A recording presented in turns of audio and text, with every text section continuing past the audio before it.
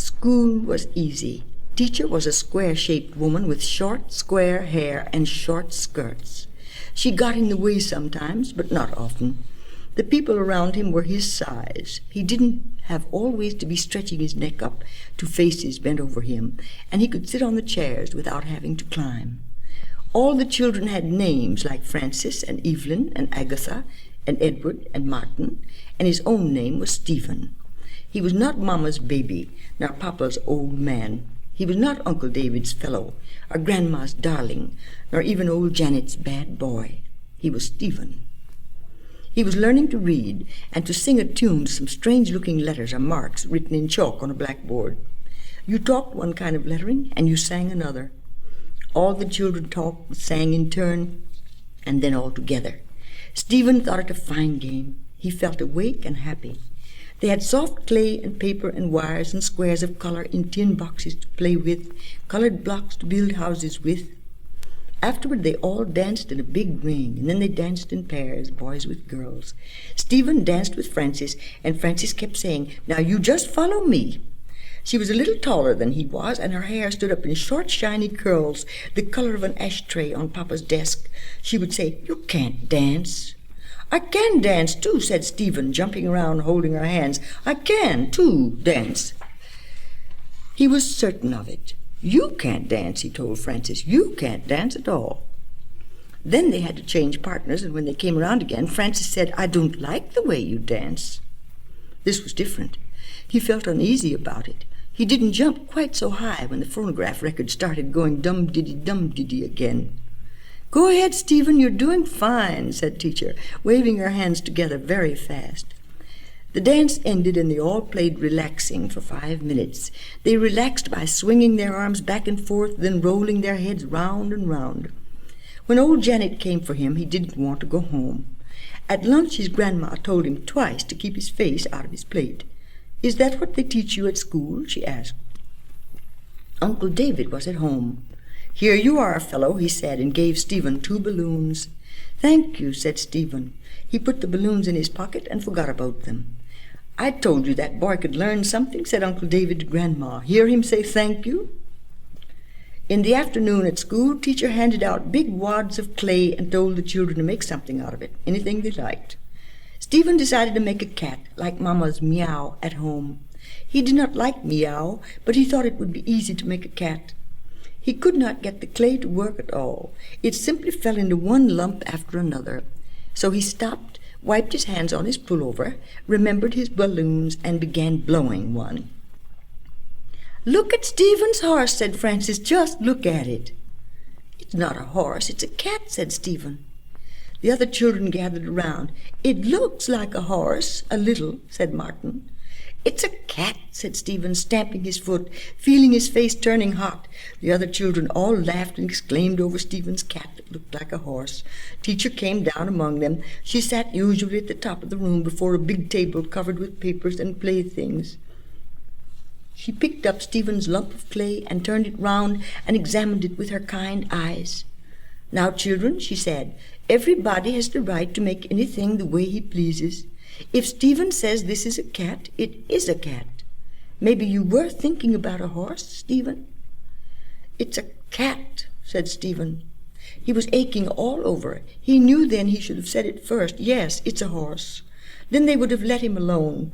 They would never have known he was trying to make a cat. "It's Meow," he said in a trembling voice, "but I forgot how she looks." His balloon was perfectly flat. He started blowing it up again, trying not to cry. Then it was time to go home, and old Janet came looking for him. While Teacher was talking to other grown-up people who came to take other children home, Francis said, "Give me your balloon. I haven't got a balloon." Stephen handed it to her. He was happy to give it. He reached in his pocket and took out the other. Happily, he gave her that one, too. Francis took it, then handed it back. "Now you blow up one, and I blow up the other, and let's have a race." When their balloons were only half filled, old Janet took Stephen by the arm and said, "Come on here, this is my busy day." Francis ran after them, calling, "Stephen, you give me back my balloon," and snatched it away. Stephen did not know whether he was surprised to find himself going away with Frances's balloon, or whether he was surprised to see her snatching it as if it really belonged to her. He was badly mixed up in his mind, and old Janet was hauling him along. One thing he knew, he liked Frances, he was going to see her again tomorrow, and he was going to bring her more balloons. That evening Stephen boxed a while with his Uncle David, and Uncle David gave him a beautiful orange. "Eat that," he said, "it's good for your health." "Uncle David, may I have some more balloons?" asked Stephen. "Well, what do you say first?" asked Uncle David, reaching for the box on the top bookshelf. "Please," said Stephen. "That's the word," said Uncle David. He took out 2 balloons, a red and a yellow one. Stephen noticed for the first time they had letters on them, very small letters that grew taller and wider as the balloon grew rounder. "Now that's all, fellow," said Uncle David. "Don't ask for any more, because that's all." He put the box back on the bookshelf, but not before Stephen had seen that the box was almost full of balloons. He didn't say a word, but went on blowing, and Uncle David blew also. Stephen thought it was the nicest game he had ever known. He had only one left the next day, but he took it to school and gave it to Frances. "There are a lot," he said, feeling very proud and warm. "I'll bring you a lot of them." Frances blew it up until it made a beautiful bubble and said, "Look, I want to show you something." She took a sharp-pointed stick they used in working the clay. She poked the balloon, and it exploded. "Look at that," she said. "That's nothing," said Stephen. "I'll bring you some more." After school, before Uncle David came home, while Grandma was resting, when old Janet had given him his milk and told him to run away and not bother her, Stephen dragged a chair to the bookshelf, stood upon it, and reached into the box. He did not take 3 or 4 as he believed he intended. Once his hands were upon them, he seized what they could hold and jumped off the chair, hugging them to him. He stuffed them into his reefer jacket, where they folded down and made hardly a lump. He gave them all to Frances. There were so many, Frances gave most of them away to the other children.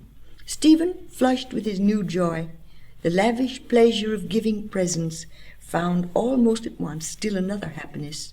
Suddenly he was popular among the children. They invited him specially to join whatever games were up. They fell in at once with his own notions for play and asked him what he would like to do next. They had festivals of blowing up the beautiful globes, fuller and rounder and thinner, changing as they went from deep color to lighter, paler tones, growing glassy thin, bubbly thin, then bursting with a thrilling loud noise like a toy pistol. For the first time in his life, Stephen had almost too much of something he wanted, and his head was so turned he forgot how this fullness came about, and no longer thought of it as a secret. The next day was Saturday, and Frances came to visit him with her nurse. The nurse and old Janet sat in old Janet's room, drinking coffee and gossiping, and the children sat on the side porch blowing balloons. Stephen chose an apple-colored one and Frances a pale green one. Between them on the bench lay a tumbled heap of delights still to come.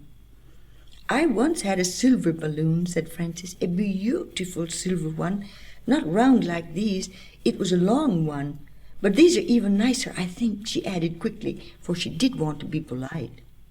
"When you get through with that one," said Stephen, gazing at her with the pure bliss of giving added to loving, "you can blow up a blue one, and then a pink one, and a yellow one, and a purple one." He pushed the heap of limp objects toward her. Her clear-looking eyes, with fine little rays of brown in them like the spokes of a wheel, were full of approval for Stephen. "I wouldn't want to be greedy, Stephen, and blow up all your balloons." "There'll be plenty more left," said Stephen, and his heart rose under his thin ribs. He felt his ribs with his fingers and discovered with some surprise that they stopped somewhere in front, while Frances sat blowing balloons rather half-heartedly. The truth was, she was tired of balloons. After you blow 6 or 7, your chest gets hollow and your lips feel puckery. She had been blowing balloons steadily for 3 days now. She had begun to hope they were giving out. "There's boxes and boxes more of them," Frances said Stephen happily. "Millions more. I guess they'll last and last if we didn't blow too many every day." Frances said somewhat timidly, "I'll tell you what. Let's rest a while and fix some licorice water. Do you like licorice? Yes, I do, said Stephen, but I haven't got any. Couldn't we buy some? Asked Francis. It's only a cent a stick, the nice rubbery, twisty kind. We can put it in a bottle with some water and shake it, and it makes foam on top like soda pop, and we can drink it.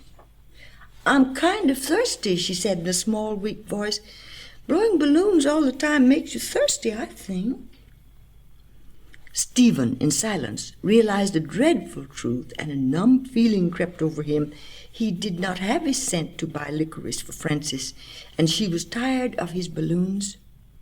This was the first real dismay of his whole life, and he aged at least a year in the next minute, huddled, with his deep, serious blue eyes focused down his nose in intense speculation. What could he do to please Francis that would not cost money? Only yesterday Uncle David had given him a nickel, and he had thrown it away on gumdrops. He regretted that nickel so bitterly his neck and forehead were damp. He was thirsty, too. I tell you what, he said, brightening with a splendid idea, lamely trailing off on second thought. I know something we can do. I am thirsty, said Francis with gentle persistence. I think I'm so thirsty, maybe I'll have to go home. She did not leave the bench, though, but sat, turning her grieved mouth toward Stephen. Stephen quivered with the terrors of the adventure before him, but he said boldly, I'll make some lemonade. I'll get sugar and lemons and some ice, and we'll have lemonade. Oh, I love lemonade, cried Francis. I'd rather have lemonade than licorice. You stay right here, said Stephen, and I'll get everything. He ran around the house, and under old Janet's window he heard the dry, chattering voices of the two old women whom he must outwit. He sneaked on tiptoe to the pantry, took a lemon lying there by itself, a handful of lump sugar, and a china teapot, smooth, round, with flowers and leaves all over it. These he left on the kitchen table while he broke a piece of ice with a sharp metal pick he had been forbidden to touch. He put the ice in the pot, cut the lemon, and squeezed it as well as he could. A lemon was tougher and more slippery than he had thought, and mixed sugar and water. He decided there was not enough sugar, so he sneaked back and took another handful. He was back on the porch in an astonishingly short time, his face tight, his knees trembling, carrying iced lemonade to thirsty Francis with both his devoted hands. A pace distance from her he stopped, literally stabbed through with a thought. Here he stood in broad daylight carrying a teapot with lemonade in it, and his grandma or old Janet might walk through the door at any moment. Come on, Francis, he whispered loudly. Let's go round to the back, behind the rose bushes where it's shady. Francis leaped up and ran like a deer beside him, her face wise with knowledge of why they ran. Stephen ran stiffly, cherishing his teapot with clenched hands. It was shady behind the rose bushes and much safer. They sat side by side on the dampish ground, legs doubled under, drinking in turn from the slender spout. Stephen took his just share in large, cool, delicious swallows. When Frances drank, she set her round pink mouth daintily to the spout, and her throat beat steadily as a heart. Stephen was thinking he had really done something pretty nice for Frances. He did not know where his own happiness was. It was mixed with the sweet, sour taste in his mouth and a cool feeling in his bosom, because Francis was there drinking his lemonade, which he had got for her with great danger. Francis said, My, what big swallows you take, when his turn came next. No bigger than yours, he told her downrightly. You take awfully big swallows. Well, said Francis, turning this criticism into an argument for her rightness about things, that's the way to drink lemonade, anyway. She peered into the teapot. There was quite a lot of lemonade left, and she was beginning to feel she had enough.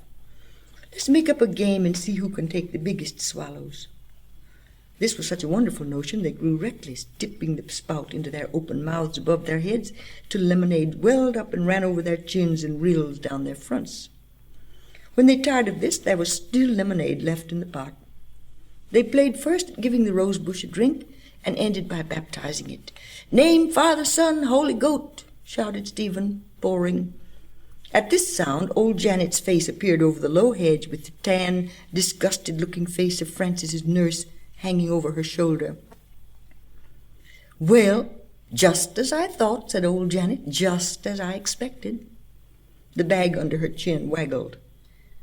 "We were thirsty," he said. "We were awfully thirsty."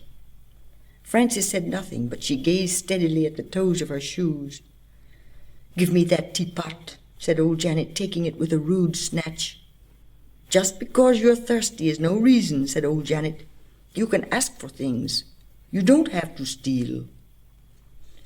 "We didn't steal," cried Frances suddenly. "We didn't. We didn't." "That's enough from you, missy," said her nurse. "Come straight out of there. You have nothing to do with this." "Oh, I don't know," said old Janet with a hard stare at Frances's nurse. "He never did such a thing before, by himself." "Come on," said the nurse to Frances. "This is no place for you." She held Frances by the wrist and started walking away so fast Frances had to run to keep up. "Nobody can call us thieves and get away with it." "You don't have to steal, even if others do," said old Janet to Stephen in a high, carrying voice. "If you so much as pick up a pin in somebody else's house, you're a little thief." She lowered her voice then and said, "Now I'm going to tell your grandma, and you'll see what you'll get." He went in the icebox and left it open, Janet told Grandma, and he got into the lump sugar and spilt it all over the floor, lumps everywhere underfoot. He dribbled water all over the clean kitchen floor, and he baptized the rose bush, blaspheming, and he took your spode teapot. "I didn't either," said Stephen loudly, trying to free his hand from old Janet's big, hard fist. "Don't tell fibs," said old Janet. "That's the last straw." "Oh, dear," said Grandma. "He's not a baby any more." She shut the book she was reading and pulled the wet front of his pullover toward her. "What's this sticky stuff on him?" she asked, and straightened her glasses. "Lemonade," said old Janet. He took the last lemon. They were in the big dark room with the red curtains. Uncle David walked in from the room with the bookcases, holding a box in his uplifted hand. "Look here," he said to Stephen. "What's become of all my balloons?" Stephen knew well that Uncle David was not really asking a question. Stephen, sitting on a footstool at his grandma's knee, felt sleepy. He leaned heavily and wished he could put his head on her lap, but he might go to sleep, and it would be wrong to go to sleep while Uncle David was still talking. Uncle David walked about the room with his hands in his pockets, talking Mama to Grandma. and Papa were lolling back Now on and their then he pillows, would walk over handing to a each lamp other and things leaning, from the wide peer black into tray the top on of the the small shade, table with winking crossed in the legs. lights, as if he expected They to were find smiling, something there. and they smiled even more when the little "It's boy, simply in the blood, with the feeling I told of her," said sleep Uncle still David. in his "I skin told her and she hair, would simply came have to in come and walked get up him to the bed, and keep him. leaning She against asked me it, if I meant his to call bare him a toes thief, and I wriggling said in if white she could fur think of a rug. more exact He word, went on I'd be glad eating to hear it. peanuts, which he took from his pajama pocket. "You shouldn't He have was said 4 that," years old. commented Grandma calmly. "Here's my baby," "Why said not? Mama. "Lift She him might up, as will well you?" know the facts." He went limp "I as a suppose rag he can't for Papa help to it," take him under said the Uncle arms David, and swing him stopping up now over in a front of broad, Stephen tough chest. and dropping his chin He into his sank collar. between his "I parents shouldn't like a bear expect too much cub of in him, a but warm you can't litter, begin too and early." lay there comfortably. He "The took another trouble peanut is," between his said teeth, Grandma, cracked the shell, and while she spoke, picked she out took the nut Stephen by hole the and chin ate it. and held it up so that Running he had to around reach her without his eye. slippers again, said She Mama. talked His steadily feet are in a like mournful icicles. tone, but Stephen He could grunted not like a horse, understand. said Papa. She Eating ended, peanuts before breakfast "It's will not ruin his just stomach. about the balloons, Where did he get of them?" course. It "You brought is them about the yesterday," balloons, said Mama, with said exact Uncle David memory, angrily, in a grisly because little balloons cellophane now sack. mean something worse later. "I've asked you dozens But of what can times you not to bring him expect? things to eat." His father. Put him Well, out, will it's you? in the blood. He's He- spilling shells all That's over your me. sister's husband you're talking Almost about. at once said the little Grandma. boy found himself And on there's the no floor use again. making things worse. He moved around to Mama's side Besides, of the bed you don't really and know. leaned confidingly "I near her do know," and began another said peanut. Uncle David. As he And he chewed, walked he gazed again solemnly very in her fast, eyes. walking up and down. Bright looking. Stephen Stephen tried tried to to understand, understand, but the Papa, sounds were stretching strange his long and floating legs and just reaching over his for his head. bathrobe. They "I were suppose talking you'll about say his it's my father, fault, and they his did dumb not little like him. ox."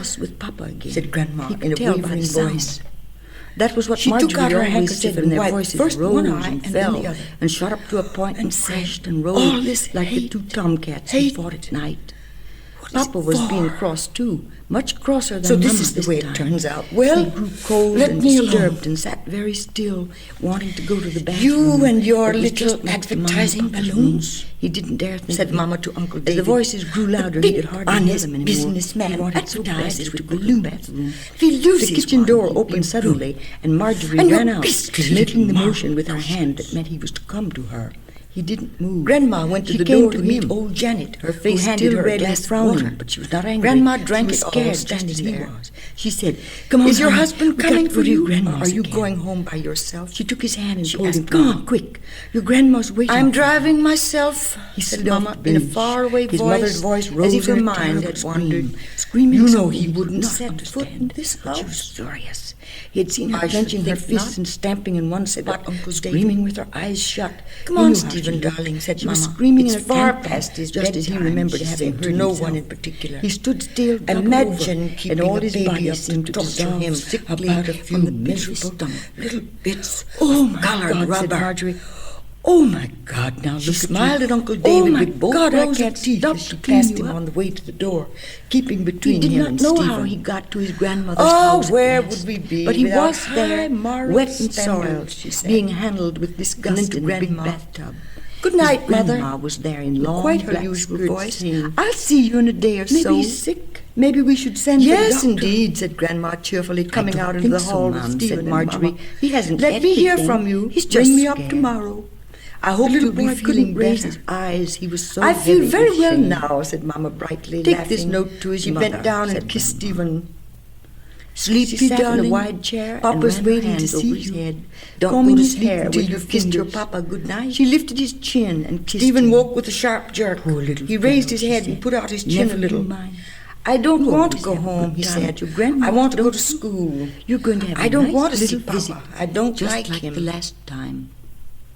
Mama laid The her little palm boy over his leaned mouth against the softly, stiff, dry, smelling "Darling, clothes don't." and felt horribly grieved about something. Uncle David put his head out. He with a began kind to of whimper and snort. said, "There "I'm you are," he hungry. said. "There, you've I got a want statement from something to headquarters."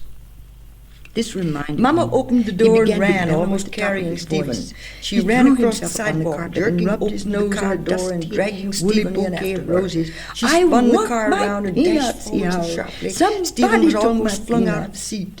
He sat braced His then with grandma all his knelt might, beside him hands and gathered digging him up up the so cushions. tightly he could hardly The car move. speeded up, and She the called trees in a and calm houses voice whizzed above by, his all howls flattened to out. old Janet in the Stephen doorway. began suddenly to "Bring me sing some to bread himself and butter a with quiet strawberry inside jam. song, so Mama I would not want hear. peanuts," He sang yelled his the little new boy secret. desperately. It was a comfortable, "No, you sleepy don't, song. darling," said his grandma. "I hate "You Papa, don't want I hate horrid old Mama, peanuts to I make you hate sick. Grandma. You're going to I have hate some of Uncle Grandma's David. nice I fresh hate old bread Jenny. with good I hate strawberries on it. Marjorie. That's what you're going to I have." hate Papa. He sat afterwards I very hate quietly and Mama. ate and ate. His grandma sat near His him, head and old Janet bobbed, stood leaned, by, near came a to tray rest on with Mama's a loaf knee, and a eyes glass closed. bowl of jam upon the Mama table drew at the him window, closer outside and there was a slowed trellis down, with driving tulip-shaped with red one flowers hand. clinging all over it, and brown bees singing.